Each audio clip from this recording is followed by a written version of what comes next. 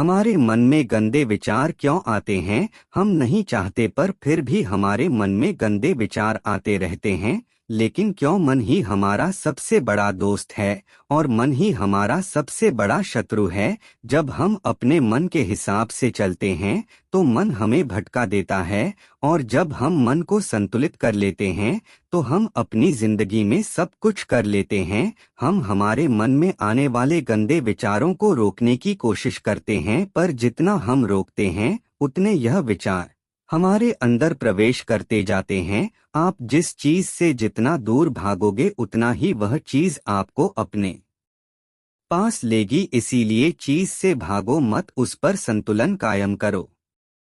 एक बार एक युवक गौतम बुद्ध के पास आया और गौतम बुद्ध से बोला कि बुद्ध, मेरे मन में इतने गंदे विचार क्यों आते हैं? मैं नहीं चाहता कि मेरे मन में गंदे विचार आए, पर मेरे मन में हमेशा काम वासना के विचार चलते रहते हैं और मैं इनके के बारे में सोच सोच कर बहुत परेशान हूँ। मेरी ऊर्जा और समय यह सब सोचने में ही नष्ट हो जाता है और इन सब के विचारों की वजह से मैं कभी भी शांत नहीं रह पाता और मैं हमेशा ही स्त्रियों को देखकर मोहित हो जाता हूँ, अपने आप को रोक ही नहीं पाता। बुद्ध मुस्कुराए और उन्होंने उस युवक से पूछा, क्या तुम हे पता है यह काम वासना होती क्या है? फिर लड़के ने उत्तर दिया और कहा, बुद्ध, में यह तो नहीं जानता कि काम वासना होती क्या है, पर ये जो भी है बहुत बुरी चीज है। फिर बुद्ध ने उस युवक से कहा कि सबसे पहले तो तुम्हें यह समझना है कि प्राकृतिक रूप से जो भी चीज हमारे अंदर है वह बुरी नहीं है।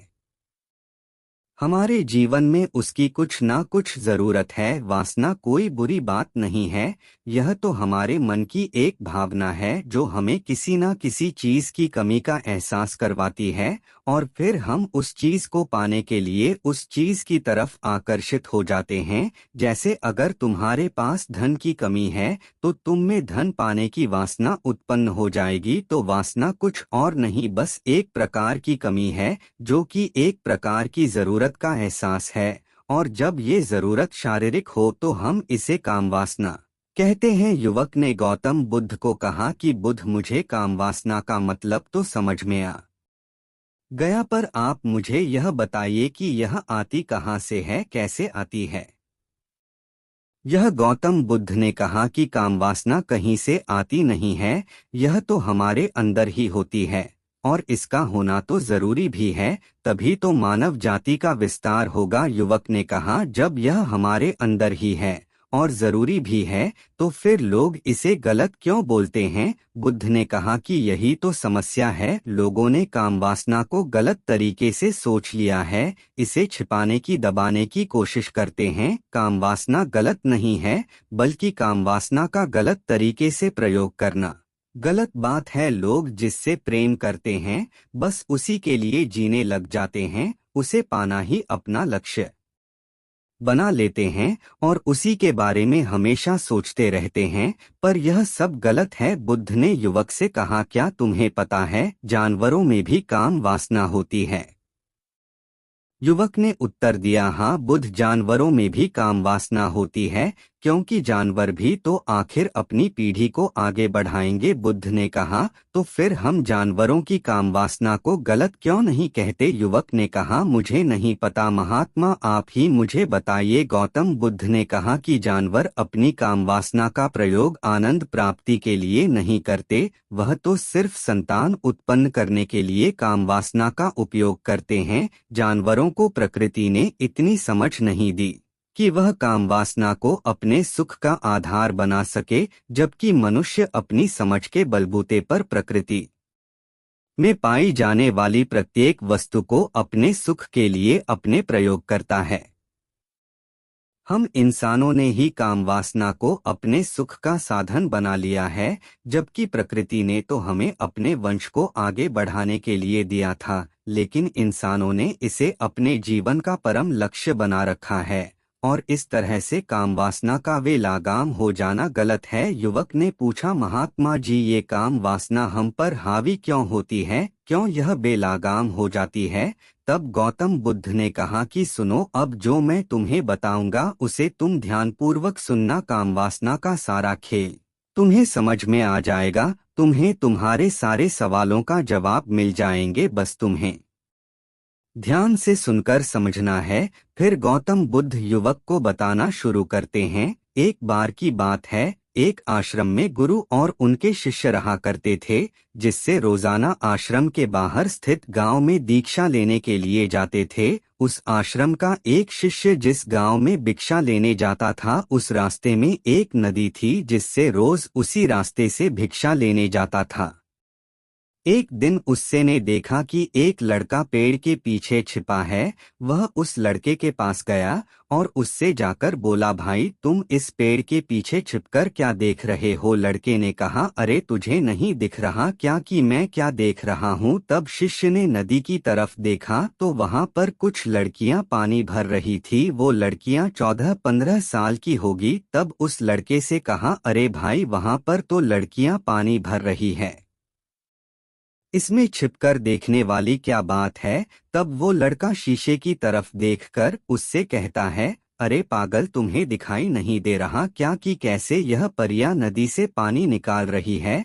जरा उनकी अदाओं को तो देखो, उनके कोमल शरीर को देखो, उनकी पतली कमर मटके को उठाते समय बल खाती है, और उनके बाल उनकी कमर पर कैसे लहरा रहे हैं, मानो सुंदरता बिखरी पड़ी हो। जिससे शिष्य फिर नदी की तरफ से गया और इस बार वह देखता ही चला गया। अभी तक तो कुछ भी नजर नहीं आ रहा था और वह बिल्कुल निर्भय था, उसे किसी भी बात का कोई डर नहीं था। लेकिन अब वो छिपने लगा और उन लड़कियों को देखने लगा जैसे उसने कोई अपराध कर दिया हो। और जब वो छिपकर उन लड़कियों को देख रहा था, तभी वो अचानक अंदर से कांप गया और उसने कहा कि ये मैं क्या कर रहा हूँ? मैं जो कर रहा हूँ वो सही नहीं है, मुझे यहाँ से चले जाना चाहिए। और फिर वह जल्दी से वहाँ से चला गया। वो आश्रम पहुँच जाता है। आश्रम जाकर वो अपने कार्यों में लग गया। लेकिन जो अभी वह देखकर आया था वही उसकी आंखों के सामने बार बार आ रहा था। उसके मन में वही दृश्य चल रहा था। उसका मन वही सब कुछ देखने के लिए मोहित हो रहा था। उसका किसी भी काम में मन नहीं लग रहा था। सुबह होते ही वह रोज जल्दी ही भिक्षा के लिए आश्रम से निकल जाता और उस नदी के पास वाले पेड़ के पास जाता जहाँ पर वह लड़का पहले से मौजूद रहता था। उसके साथ मिलकर लड़कियों को छुप छुप कर देखता था। अब वह ऐसा रोज करने लग गया। यह उसके रोज का काम हो गया। अब उस शिष्य का मन किसी भी काम में नहीं लगता था। वो हमेशा ही किसी न किसी प्रकार के विचार में उलझा रहता। वो आश्रम के कार्यों को भी ठीक ढंग से नहीं कर पा रहा था। ना वो ठीक से सो पाता था, ना वो ठीक से खाना खा पाता था। उसका मन बेचैन सा रहता था। उसका मन बार बार उन लड़कियों के सौंदर्य को देखने के लिए लालायित होता था। जब गुरु भिक्षा देते तब भी उसका मन कहीं और विचारों में खोया रहता था। गुरु ने अपने शिष्य की इन हरकतों को बांप लिया था। तब एक दिन गुरु ने शिष्य को अपने पास बुलाया और कहा कि आज से मैं भी तुम्हारे साथ भिक्षा मांगने चलूंगा। तुम और मैं साथ साथ भिक्षा मांगने चलेंगे। तभी शिष्य गुरु को मना करते हुए बोला, नहीं गुरुदेव, आप परेशान क्यों हो रहे हो? मैं अकेला ही ठीक से भिक्षा मांग सकता हूँ।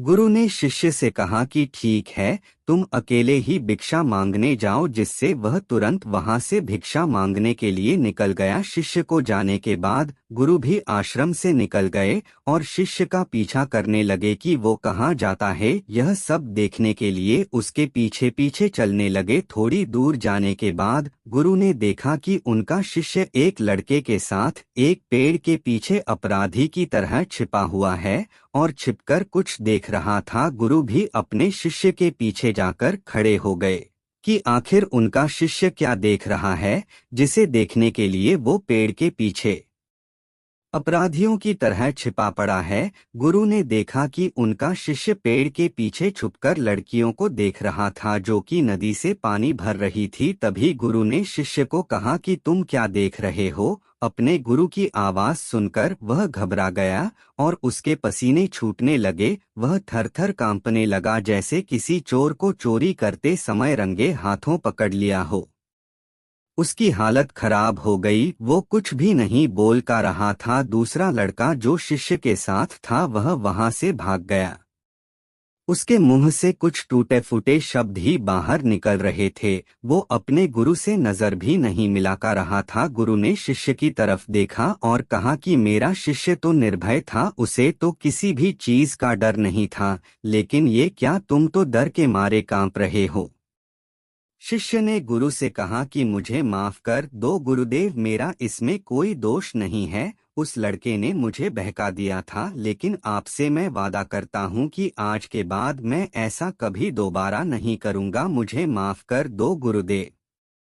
गुरु ने शिष्य से कहा कि कोई बात नहीं, पर इस बात का तुम ध्यान रखना कि हम जैसी संगति करते हैं वैसा ही फल हमें प्राप्त होता है। हम जैसी संगति करते हैं उसके विचार हमारे अंदर प्रवेश करते हैं, इसीलिए अच्छी संगति करो जिससे तुम्हारे अंदर अच्छे विचारों का प्रवेश हो। फिर गुरु और शिष्य आश्रम लौट आए और फिर से आश्रम के कार्यों पर ध्यान देने लगा। उसने उस रास्ते को छोड़ दिया और दूसरे रास्ते से जाने लगा। वो अपने काम को ध्यान से करता, लेकिन धीरे धीरे उसके अंदर क्रोध उत्पन्न हो गया और फिर वो दूसरे लोगों पर क्रोध करने लगा और बेचैन रहने लग गया। अब वो सही समय पर भोजन भी नहीं करता था, वो भोजन भी बहुत कम खाता था। एक रात गुरु शिष्य के पास आए और बोले कि अब तक तुमने कितनी बार अपना वादा तोड़ दिया। यह सुनकर शिष्य अपने गुरु के चरणों में गिर गया और रोने लगा। रोते रोते ही उसने गुरु से कहा कि गुरुदेव, मैं कई बार अपना वादा तोड़ चुका हूँ,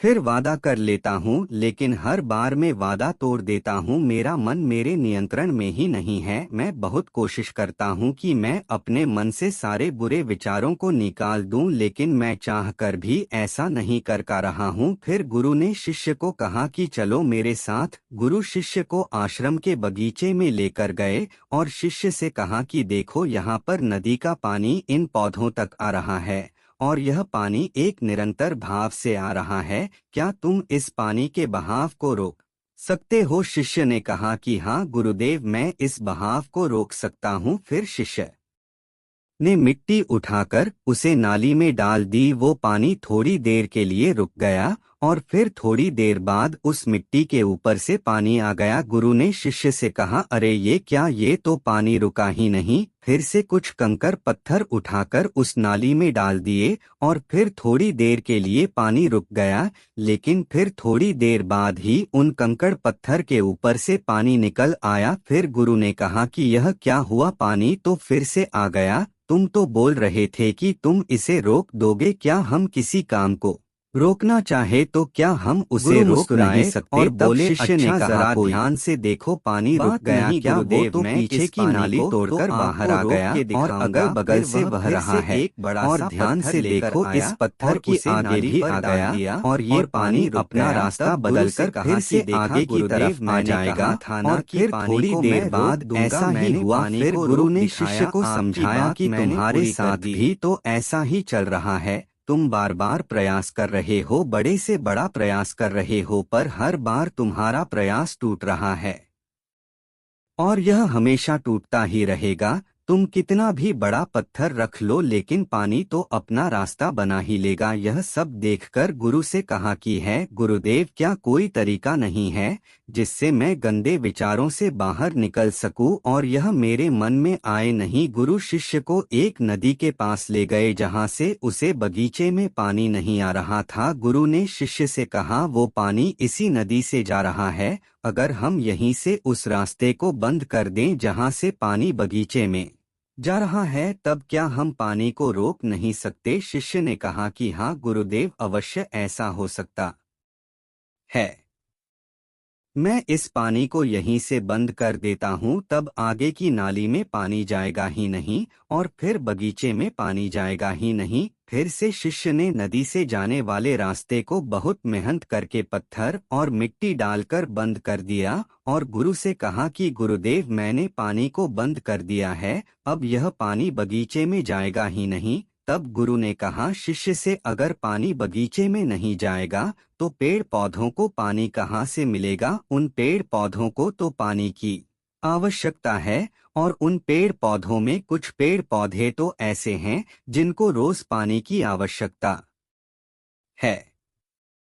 वह तो मुरझाकर मर ही जाएंगे, उनका क्या होगा, पानी तो हमें खोलना ही होगा। शिष्य ने गुरु की बात सुनकर वापस नदी से जाने वाले पानी का रास्ता खोल दिया। तब गुरु ने शिष्य से पूछा, अगर हम इस नदी के पूरे पानी को बगीचे की तरफ मोड़ दे तो क्या होगा?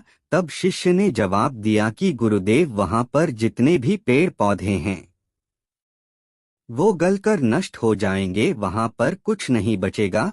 फिर गुरु मुस्कुराए और बोले, तुम इस बात को समझो कि हमें किसी भी चीज को रोकना नहीं है, बस हमें हमेशा संतुलन बनाए रखना है। कम पानी से भी पौधे नष्ट होते हैं और ज्यादा पानी से भी पौधे नष्ट होते हैं। हमारा जीवन संतुलन से ही चलता है। गुरु ने शिष्य से कहा कि अगर मैं तुम्हें कुछ कहूँ कि तुम आम के बारे में मत सोचो तो तुम्हारे मन में सबसे पहले किसका चित्र आएगा? शिष्य ने कहा कि गुरुदेव, मेरे मन में तो पहला चित्र आम का ही आएगा। गुरु ने कहा कि जब हम गंदे विचारों को जबरदस्ती रोकने का प्रयास करते हैं तो वह और मजबूती के साथ हमारे अंदर प्रवेश करते हैं, हमारे अंदर उठाते हैं।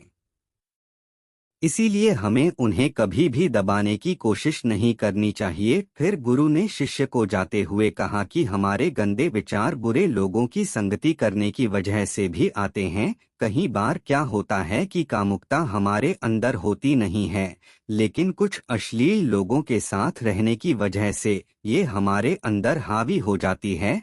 फिर शिष्य ने कहा कि गुरुदेव, आप सही कह रहे हैं, मैं अपने मार्ग से भटक गया था। फिर वो शिष्य उस रात बहुत ही चैन की नींद सोया। सुबह अपने कार्यों को पूरे मन से किया और फिर सुबह वो भिक्षा लेने के लिए उसी रास्ते से गया जहां वह लड़का आज भी पेड़ के पीछे छुपकर उन लड़कियों को देख रहा था।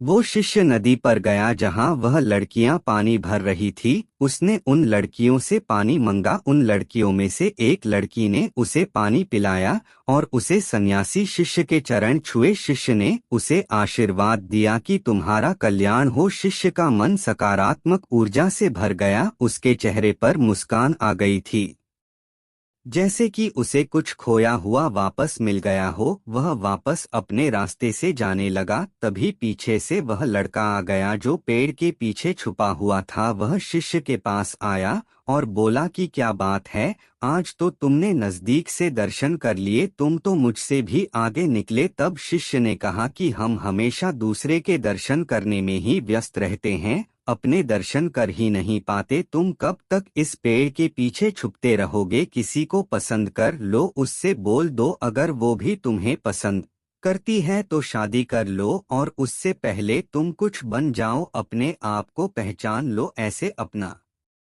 समय बर्बाद मत करो। फिर वह लड़का रोज उससे मिलने लगा और उस लड़के ने नदी पर जाना छोड़ दिया।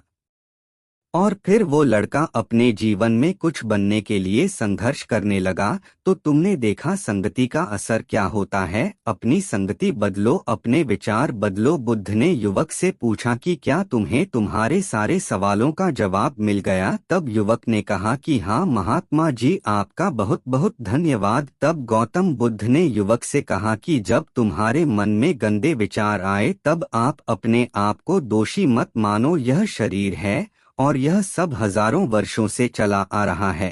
एक केवल तुम्हारे सोच लेने से या शपथ लेने से ये टूटने वाला है नहीं, लेकिन तुम्हारे पास वो शक्ति है, वो ऊर्जा है जिसका तुम्हें संतुलन उपयोग करना है। तुम एक जीवित ऊर्जा हो जो कुछ भी अनुभव करने के लिए स्वतंत्र है, जो निर्माण करने के लिए स्वतंत्र है। इसीलिए तुम अपने आप को पहचानो। यह बोलकर गौतम बुद्ध मोहन हो गए और वो युवक वहां से चला गया।